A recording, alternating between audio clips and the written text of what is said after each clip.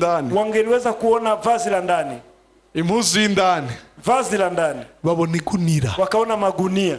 Musengera abarongozi bacu, muombee viongozi wetu.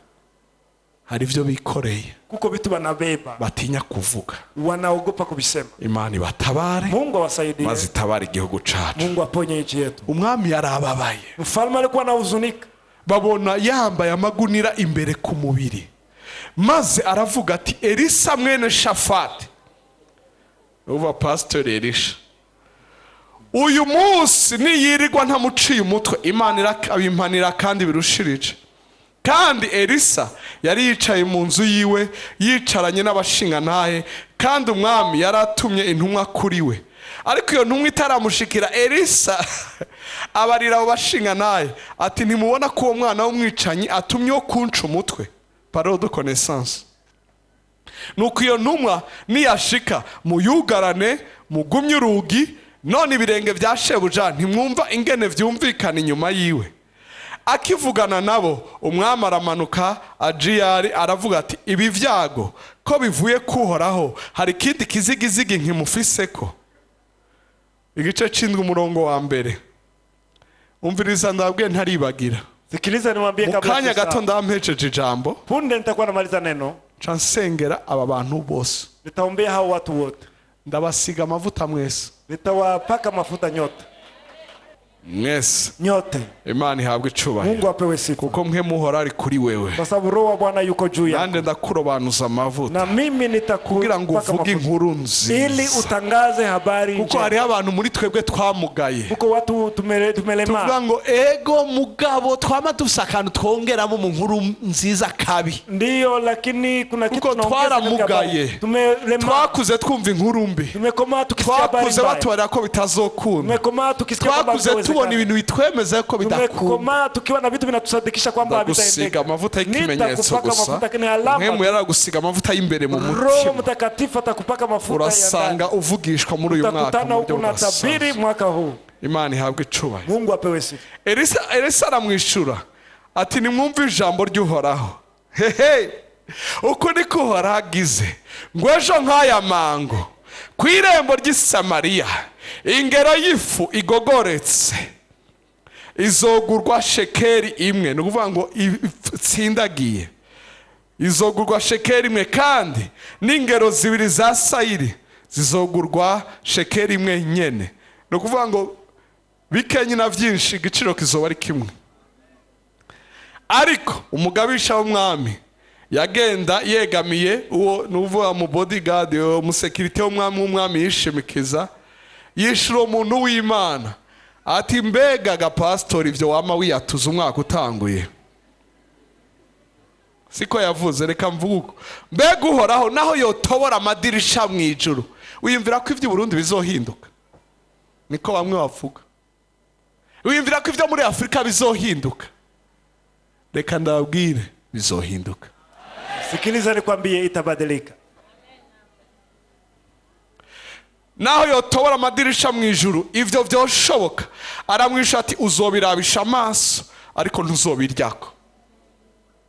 Kandi hari abantu bane b'abanyamibembe ku irembo ry'igisagara baravugana bati niki kitwicaritse ngaha kugira ngo tuhapfire? Tworamuka tugiye mu gisagara kandi hari inzara ingana ityo twogwayo. Naho nyene nitwapfa kwicara ngaha nugupfa nta kindi. None rero nimuze twisabe ingabo z'Abasiriya, nibaduhangaza tuzobaho, naho nibatwica nakare kwa rugupfa nugupfa. Nuko bahenga buhwibiriye ku mugoroba barikora ngo baje aho Abasiriya bashagaje. Ariko bashitse aho insago zabo zitangurira, basanga ata muntu akiharangwa. Kuko Uhoraho yari yatumye haza mu matwi y'ingabo z'Abasiriya uguhinda kw'imikogote nuko amafarasi nuko ingabo nyinshi, bituma bavugana baterega umwami w'Abisirayeli yahereye abami b'Abaheti, yarondeye abamerceneri mu bami b'Abaheti n'abami bo muri Egiputa ngo badutere. nuko bafashako baratemesha aho nyene bugihwibira bafata amahema yabo bata amahema yabo nukuvuga amazu yabo n'amafarasi yabo nukuvuga imiduga yabo n'indogoba zabo nukuvuga utuduga dutoyi basiga vyose uko vyakabaye aho bashagaje kugira ngo banyage amagara. Nuko abo banyamibembe bashitse aho izo nsago zitangurira binjira mu ihema rimwe bashirako bararya baranwa. La charité bien ordonnée commence par soi-même. Basahuramwe amafeza n'amazahabu ujana inkuru nziza y'ivyo babanje guhonjako. Napeleka habari njema yale ambayo umekwisha kuonja. Baragenda barinyegeza baragaruka binjira muri indi hema basahuramwe ibindi navyo nyene baragenda barabinyegeza. Hanyuma baravugana bati ivyo tugize sivyo kuko uyu munsi ari umunsi wo kuvuga inkuru nziza natwe tukaba dupfuye kwihorera nitwarorera ko buca bizodusubirako. Mbare muri kumute nturindire ko buca, usingoje mapambazuko. Ubu nyene muri iryo joro uri kuracamo katika usiku unaopitia urashobora kuvuga inkuru nziza, unaweza kutangaza habari njema no kubwira ijambo gusa wumvise. Kwa neno hili umesikia urashobora kuvuga inkuru nziza, unaweza kusema habari njema. Nimuze tugende tubibarira bibwami. Nuko baragenda bahamagara abashibamye birembo ry'igisagara bareba bareba ati twagiye mu nsago z'abasiriya dusanga hataranga umuntu numwe atanagakakaza atara amafarasi n'indogoba biziritse kandi amahema aruko yakabaye. Maze abashibamye bahamagara mu rugo ibwami barabibamenyesha. Inkuru nziza irabandanya. Nuko umwami avyukuruka muri iryo joro, uko umwami ntavyuka aravyukuruka muri iryo joro abarira abantu biwe ati reka mbabarire inama abasiriya batugiriye. Umviriza baba bari iki wanawambia nini? Inkuru nziza, habari njema yuko amazu yasigaye uko ameze, kwamba hema zao zimebaki gisi zilivyo, yuko amatara yakije uko bayasize yakije, wameacha na abafise za climatize ziracara uko wenyewe kuna climatize ni vile vile, abatarinja mu bitanda biracashasha uko wenyewe hawajaingia kwa vitanda vyao vingali vinatandikwa vile vile. Hello. Imiduga iraparitse iruhande y'amazu, magari yanaezeka mbele ya manyumba yao, uvuga amafarasi hamwe n'indogoba, no kuvuga imiduga inyaruka amajipe y'ama 4x4 n'imiduga mitoya ma 4x4 na ile magari kidogo. Ngomero muntime kuri vyumva wewe, mweleze ile karibu yako, je kunasikia hayo? Ari hano harindira inkuru nziza gusa yuko Yesu yapfira abanyavyaha bazoja mu ijuru. Uko wenyewe wanangoja habari njema, ngomba ndayizana ibone mu buryo materiel. Nataka niilete katika materiel. Tangure kuona hahandi haparitse umuduga hadaparitse kinga. Pale gari nasimama hadaparitse kinga badala ya kinga. Okay. Uraza kwibona umwami amuzana inkuru nziza ariko nawe yumva ukundi. Nuko umwami avyukuruka muri iryo joro abarira abantu biwe atereka mbabarire inama abasiriya batugiriye. Bamenye ko inzara iri kwiratwica, nico gitumye bavaho bashagaje bakaja kunyegagira mu ishamba ngo nitwasokoroka mu gisagara baducakire. Babona ingene bashika imbere mu gisagara.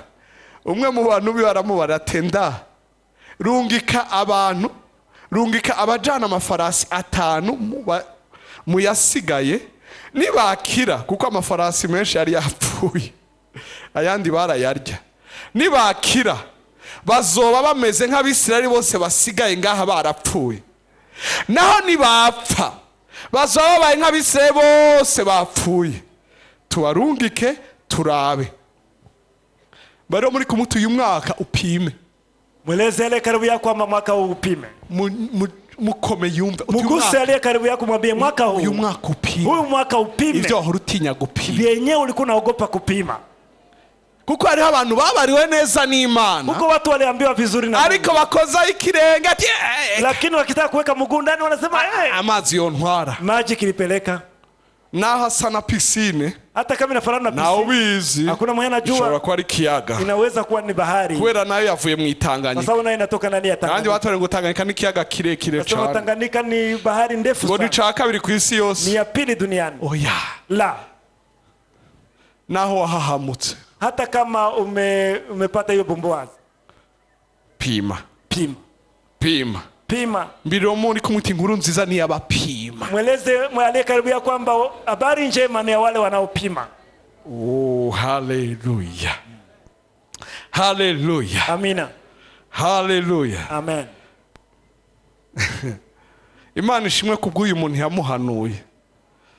Mungu asifiwe kwa huyu aliyemshauri mfalme. Vuga uti Imana ishimwe kubw'abahanuzi beza. Mweleze ile karibu yako kwamba dusengera abadutwara baronka abahanuzi beza gusa. Hawe washauri wazuri katika wanaotuongoza tu. Umurongo wa 14.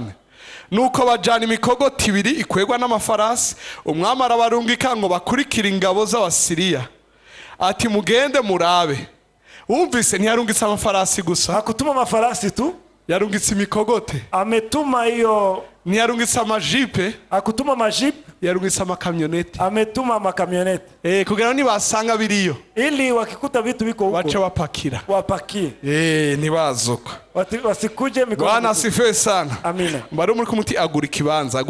Panua nafasi yako. Agura amasakoshi. Panua hiyo mavalizi zako. Uguruza makonte na handi. Fungua na makonte pasi nyingine. Ya. Bwana asifiwe sana. Amina.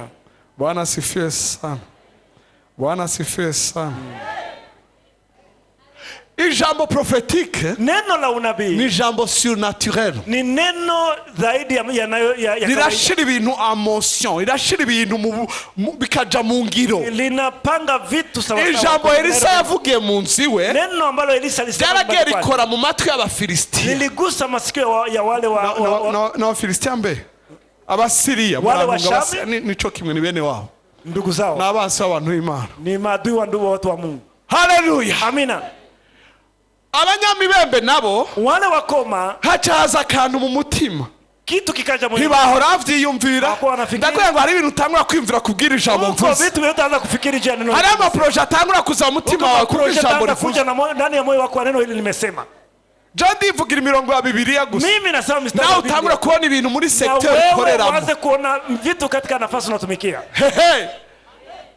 Abanyamibembe nabo wale wako nyene ide ibaza. Hapo wazo likaja kwao. Tuje mu gisagara, twende mjini, hari inzara, kuna njaa. Oya la tuje y'injaziri, twende kwenye chakula. Baro muri kumutiji y'injaziri. Mweleze ile karibu yako kwenda kwenye chakula kiko. Inzariri. Kwa nini itakwenda? Ego ni wacu. Ni kwetu. Ariko hari inzara. Lakini konja. Reka njinjaziri. Acha niende kwenye chakula kiko sababu ya bagana.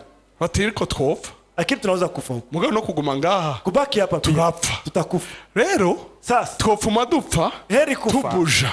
Lakini tukitembea. Ngiro muri kumuti ntupfire ngaho. Usifie hapo mpendo. Buje. Gira ico ukoze. Fanya kitu. Hanyuma baadaye bava hasi. Wakatoka. Abanyamibembe baracitse amaguru, amano, intoke, amazuru, sinzi umuga afise, baritambukira n'udukoni twabo kebuke. Uko bahonyora, ijambo prophétique rihindura umurindi w'umunyamibembe uvuga nk'umukogote. Ya wale wakoma kasema kama haleluya. Haleluya. Ndabuze nguko wumva inkuru nziza wewe, niko mwasi wawe nawe yumva inkuru nyinshi. Adui wako anasikia habari na kushindwa kwake na vipi. Uko umva wemejwe kuja gukora kugarukana ikintu cawe. Yesu unasikia unasadikishwa kwenda kuko wao undi nawe yari yarakigumije. Vile huyo atangura kumva inkuru ibirukanka. Atasikia habari. Nimushobora kumva inkuru zibiri. Hamwezi kusikia habari. Wowe n'umwansi wawe. Oya. Biragabuye. Hakugawa. Ego. Ndio. Hariho Hana na Penina. Kuko Ana na Penina. Bazumva kumwe. Hawatasikia habari namna moja. La. Mwigombuza n'amafilosofia yose ushenga. Hata ulete filosofia ko weke hapo. Ndagutsinda. Nitakushinda mu ijambo ry'Imana. Katika neno la Mungu. Haleluya. Sifa kwa Mungu. Igihe bavuga ngo Yesu yazutse. Wakisema Yesu amefufuka. Babandi bamwicishije. Wale waliomuua. Yindi nkuru. Ni habari nyingine. Igihe bavuga ngo Yosefu yavuye muri prison. Wakisema Yusufu ametoka gerezani. Wa Potifari ni yindi nkuru. Wakina Potifari ni habari. Igihe bavuga ngo Daniel yavuye mu rwobo rw'intama. Wakisema Daniel ametoka katika shimo. Abandi nao nibindi. Wengine ni mambo mengine. Igihe bavuga ngo Mordekai yaradukijwe. Wakisema Mordekai kwa Hamani ni yindi story. Kwa Hamani ni habari nyingine. Ni yindi story yindi biravugwa. Oya nituzironka kimwe twembi. Atupate wapi la. Hey. Amina. Abanyamibembe wale wakoma Abasiriya bati turapfa. Washamu aseme tunakufa. Bariruka. Wakakimbia. Bagira biruka. Wanataka kukimbia sasa. bagira biruke wanataka kukimbia. nuko ajana imikogote ibiri kwegwa n'amafarasi umwami arabarungika ngo bakurikire ingabo z'Abasiriya ati nimugende murabe. Nuko bacaho baciye barinda bashika kuri Yorodani basanga inzira yose ari impuzu n'ibintu. Abasiriya bagiye barata mu kwiruka. Nuko izo ntumwa ziragaruka zibarira umwami. Bari muri kumuti inkuru nziza irabandanya. Habari njema inaendelea. Murongo wa 15 maze abantu barasokoroka. Iki gisagara cari ivyo bita assiege. Cari cyafashwe mpiri. Muji huu ulikuwa umeshikwa. Nta wasohoka, hakuna aliyekuwa anaweza kutoka wala kuingia. Bicishijwe inzara rero. Wameuawa na njaa. Kugira ngo indya nizamara guhera. Ili chakula kikifika. Amazi yamaze guhera. Maji yamekwisha. Bacamanika amaboko. Waweke mikono yao juu. Aha ni inkuru nziza yazi. Hapa ndipo habari njema ilifika. Sinzi ugaranwe. Sijui yule anayefungiwa. Sinzi ugarijwe nga. Sijui mwenye anayezinga. Amadeni na madeni. Umubano mu rugo ni mubi. Nyumbani ubukene n'ubukene. Ukosefu ni ukosefu. Amasheke kuba. Maisheke kwa watoto. Ibigwara n'ibigwara. Magonjwa na magonjwa. Urugarijwe kuva hejuru gushika. Unazibitiwa na mambo mengi. Nakuzana inkuru nziza. Nakuletea habari njema. Uyu mwaka huu ejo nk'aya manga kesho kama leo kama wakati huu mu kwezi kwa mbere kwa2015 katika mwezi wa uzobushinga intahe utigeze gushinga ushuhuda ambao hujawahi kushuhudia kamwe. Ejo nk'aya manga kesho muda kama huu ejo nk'aya manga kesho muda kama huu ya baba basikorobosha maze abantu barasokoroka basahura izo nsago z'Abasiriya. Nuko ingero y'ifu igogoretse isigara igurwa shekeri imwe n'ingero zibiri za sayiri zikagurwa shekeri imwe nyene nk'uko ijambo ry'Uhoraho ryavuze. Mbega ni Imana yavuze? Oya, ninde yavuze? Nani alisema? Ni Elisa, ni Elisha avugishijwe n'Imana. Uwo babonye ninde? Nani walimwona? Ni Elisa. Waliona Elisha. Ariko bikoretse lakini ipotendeka bavuga ngo n'Uhoraho yabivuze. Wakasema ni Bwana aliyesema. Bagira bemere ko Imana ico yakuvuze ko. Wanataka wakubali kwamba alichosema Mungu kwako ni kweli. Bagira babibone inzozi zawe. Wanataka kuona iyerekwa ryawe, imipango yawe, imigambi yawe, amaproje yawe. Yaramaze imyaka 12 urindiriye. Bagira bayibone ikoreka. Wanataka waione wazi ikitendeka.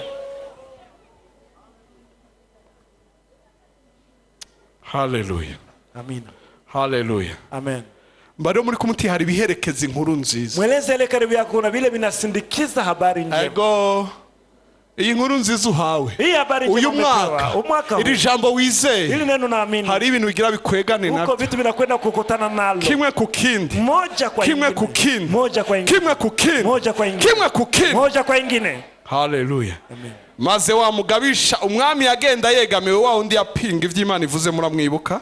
Umwami ari amushira mwirembo kubuza ababandana abasitana ngo habeho urutonde abantu baryindya bari ku rutonde. Ariko abantu bamucako bamuhonyangira aho nyene mwirembo arapfa nkuko wa muntu w'Imana yavuze ege umwami yazahari. Birashika nkuko uwo muntu w'Imana yabariye umwami atejo nk'aya mango kwirembo ry'Isamariya ingero y'ifu igogoretse izogurwa shekeri imwe kandi n'ingero zibiri za sayiri zizogurwa shekeri imwe nyene. Uwo mugabisha akishura umuntu w'Imana ati mbega Uhoraho nawe yotobora amadirisha mu ijuru? Mbega ivyo vyoshoboka? Nawe akamwishura atuzobirabisha amaso ariko ntuzobiryako. Nuko bimushikako bityo abantu bamucako bamuhonyangira mu irembo arapfa sije no hahera. Mbariro muri kumuti akira inkuru nziza. Mweleze ile karibu yako pokea habari njema. Ntube nk'ababandi. Usiwe kama wale. Akira inkuru nziza. Pokea habari njema. Ntube nk'ababandi. Usiwe kama wale. Akira inkuru nziza. Pokea habari njema. Ntube nk'ababandi. Usiwe kama wale. Hallelujah. Amina. Hallelujah. Amen. Mbariro muri kumwe. Mweleze ile karibu yako. Mbega urazi inkuru nziza uryamanye. Je, unajua habari njema unalala nayo? Iyi nkuru nziza hii habari njema ijanye n'ibidasanzwe inaendana na mambo asiyo ya kawaida. Iyi nkuru nziza ijanye n'intsinzi hejuru y'umwansi wawe. Inaendana na ushindi. Iyi nkuru nziza ijanye na resultat nziza. Inaendana na resultat mzuri. Iyi nkuru nziza ijanye n'ingingo nziza uzofata muri na mpango mzuri utakaoshika. iyi nkuru nziza izojana amasacrifice uzogira ukwitanga utari bwigera ugira nako kuzokuzanira umwimbu utarigera ugira.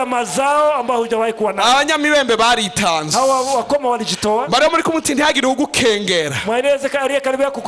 Aba bantu bajanye inkuru nziza n'abantu bari baratawe n'abantu bari baribagiranye muri societe n'abantu bwabo bigaya bagenda bavuga ngo ndahumanye niko bigishijwe kuko atabivuze bakabimenya bacamwicisha amabuye. Rero kugira ngo ntiyandukize abandi acagenda abivuga ndahumanye ndahumanye ndahumanye. Nta kintu kibi hakuna kitu kibaya. Reka ndabarire sikiliza kuvugwa nabi n'abantu kusemwa vibaya na watu ni vibaya. Kugira ikintu cicangiro ciceyi kuwa na ile aibu ni bibi ni vibaya. Ariko nta kintu kibi lakini hakuna kitu kibaya kwivuma wewe kama kujilaani mwenyewe wewe kutibabarira kuto kujisamehe kutiyemera kuto kujisadiki. Haleluya amina. Ejo umwana arantwengeje jana mtoto niko ndamumaza ntibimbira ko uyu mwaka uzokwitwa ngo nikamuuliza je unafikiri mwaka utakuwa mwaka ati ni umwaka wo kwiaccept.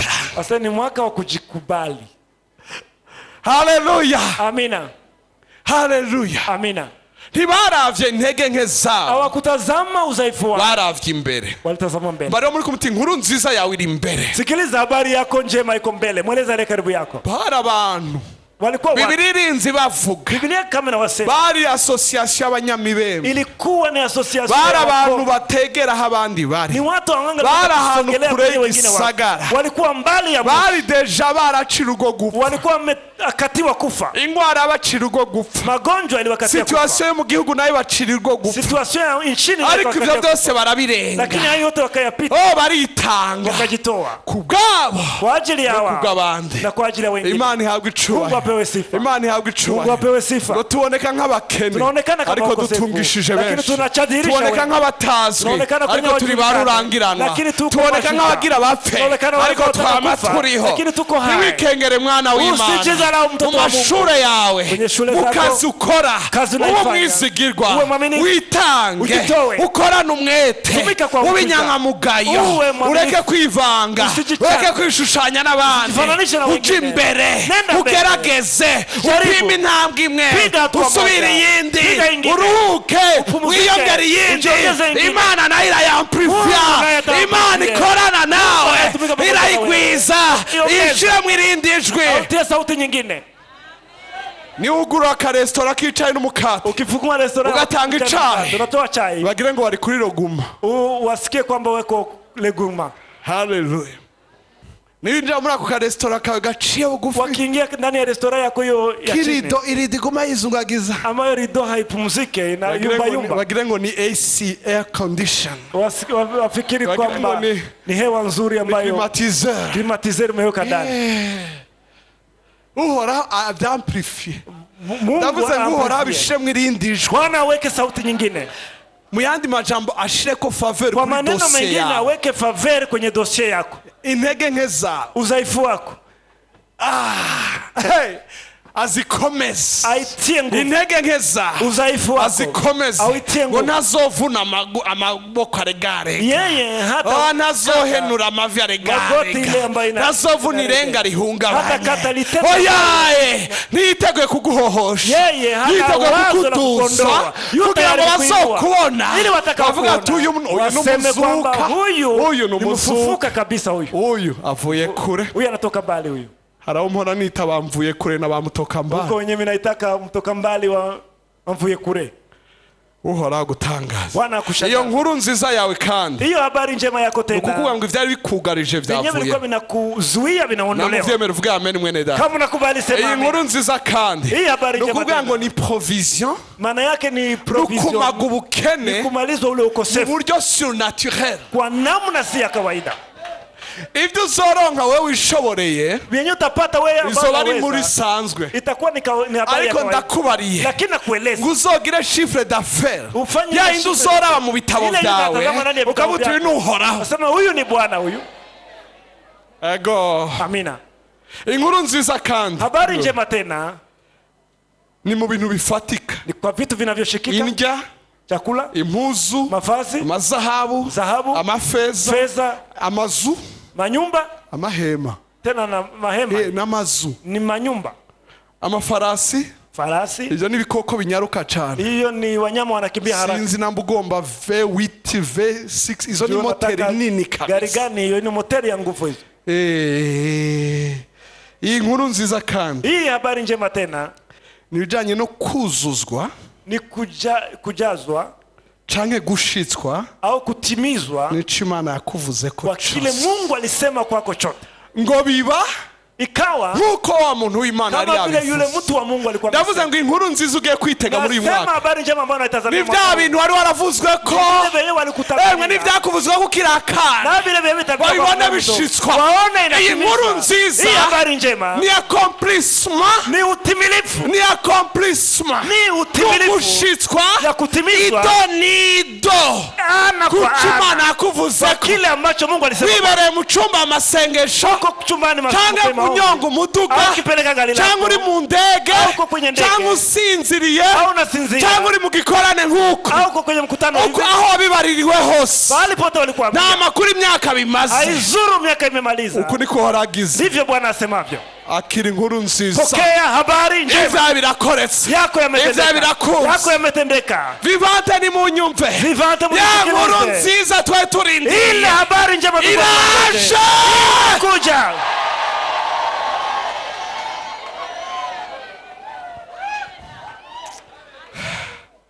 Si bose bayizera. Si wote wanaamini. Ariko iyi nkuru nziza. Lakini habari njema ni changement total radical. Ni mabadiliko. Iyi nkuru nziza. Ni habari njema. Nuguhinduka rwose. Ni kubadilika kabisa. Situation igahinduka rwose. Situation zinabadilika kabisa. Na muri wa muntu ahora yirukankana udusashe mwibarabara wigisha. Kama uko mtu ule anatembea na masashe bakakubona nk'isihinguro rikora amasashe. Wanakuona huko na izina ambayo inatengeneza masashe. Sinzi ko muvyumva. Sije kama nasikia. Nambura umuntu wiza bigorana. Kama uko mtu bakora ngo nuzokwiga.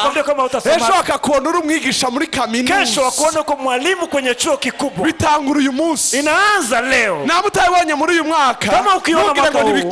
Usifikiri kwamba Imana amaze kubishira mu ngiro. Mungu amekwisha kuiteka katika matendo. Byakoretse mu ijoro abandi baryamye. Ilitendeka usiku wakati byakoretse buhibiriye. Ilitendeka wakati izuba rirenze. Ilitendeka wakati byakoretse secret. Ilitendeka kwa siri. Vyamenyekanye hose. Lakini ilizihirika pote. Bakore nguri kunavyakira uri wenyene. Huku unapokea kwa pekee. Ariko bazobibona ku lakini wataiona hadhara. Irembo ry'iwanyu. Kwenye lango la kwenu. Irembo ry'iwanyu. Kwirembo ry'iwanyu. Kwenye lango la kwenu. Hapana mu gikoni. Hapana kule kwirembo. Kwenye lango. Binjiranye biseke. Wanaingia na ile vitunga. Imana ari yarabivuze. Mungu alikuwa amesema.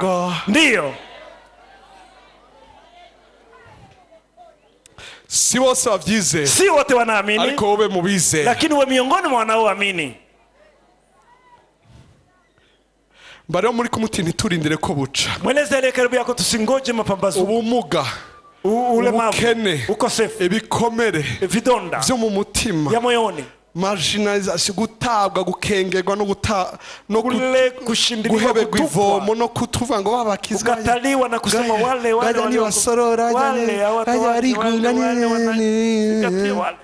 nibikubuze isikukoseshe kugira effort kufanya nguvu ntihagira umuntu akugaya kusikwe mtu wa kukuzarao. Reka ndakubarire Iglise nikwambie ico mperezako chenye nataka kumalizia kwacho kutavuga iyo nkuru nziza kutokusema hiyo habari njema biragusubirako itakurudia.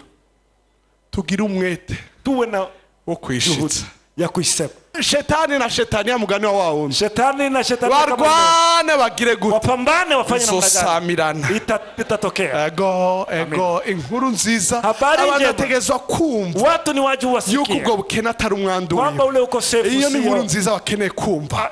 Abantu bakeneye kumva. Ubutumwa bwiza habari njema ya ufalme. Ko abarwayi bakira. Ababoshwe babohoka. Abo sivyizigira babironka. Wasio natumaini wanapata. Bategezwa kuronka ni wajibu wao wapate hari bisigaye. Kwamba kuna vinavyo bategeza kuronka ubutumwa. Yuko bari ku rutonde rwiza wako kwenye orodha ya kutendewa vyema na Mungu. bategezwa kuronka ubutumwa ni wajibu wapate habari njema indirimbo ibasohoka iwaelezea kwamba kuna wimbo na watoa ndani ya hayo ni wajibu wapate habari njema inayowafundisha ubigisha bijanye n'ingwara na kuwafundisha zaidi ya magonjwa Inkuru nziza ikavugwa habari njema inazungumzwa abahinga muri mwebwe bakabivuga wafundi katika yenu abaganga abahinga mu vya economy wale wafundi katika economy tuje mu bagwa ngubukene mu gihugu tusiseme uko tugatanga ivyiyumviro tutowe mawazo tuti mwihema ry'abasiriya tuseme kwamba katika hema za washamu kuna chakula tuma watu haleluya amina boni babonanye n'umwami ariko ijambo ryabo lakini neno lao yaciye muri service za renseignement rishikira umwami ntiwikenge inkuru nziza yawe irashobora gushikira umukuru w'igihugu irashobora gushikira umukuru wa ONU irashobora gushikira umukuru w'igihugu cy'Ufaransa canke umukuru wa nchi ya Ufaransa inkuru yawe habari yako ngira gutya ndi tayari fanya hivi sema niko tayari haleluya amina iyi nkuru nziza igiri guhindurira ikirere hii habari njema inapasha inataka kugeuza anga lako aha abagore bari basigaye barya abana kwenye wanawake